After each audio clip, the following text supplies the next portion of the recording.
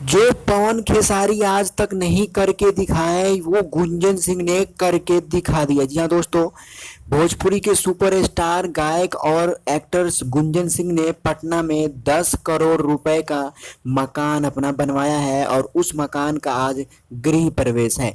दोस्तों साथ में आप देख सकते हैं गुंजन सिंह जी है और उनकी धर्म पत्नी साथ में है और आज उनके घर का गृह प्रवेश है और वहाँ पे पार्टी सार्टी पटना में कराया गया है। 10 करोड़ की लागत से बहुत बड़ा घर गुंजन सिंह ने बनवाया है।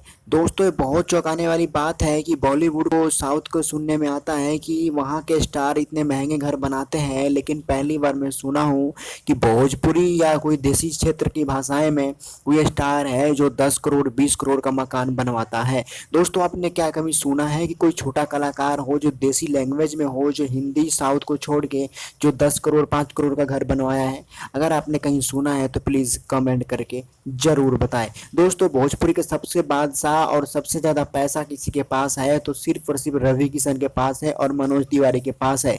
लेकिन मैंने आज तक कभी मनोज तिवारी या रवि किशन के बारे में कभी नहीं सुना है कि उन्होंने 5 करोड़ 10 करोड़ का मकान बनवाया है।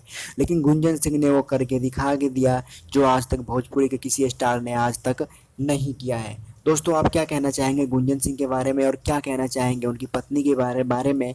फिलहाल में हाल ही में अभी 2 महीने पहले इनकी शादी हुई थी और शादी होने के बाद में इन्होंने अपने घर बनवाया 10 करोड़ की लागत से।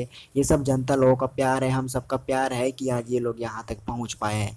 दोस्तों अगर वीडियो अच्छी लगे तो लाइक करें और चैनल को सब्सक्राइब करें। हमारा काम है सच्चाई दिखाना, सच्चाई बताना। लोग कहते हैं कि मैं पक्ष लेता हूँ खेसारी लाल यादव का। देखिए अगर खेसारी लाल का पक्ष लेता तो मैं यहाँ पे गुंजन सिंह की तारीफ नहीं करता।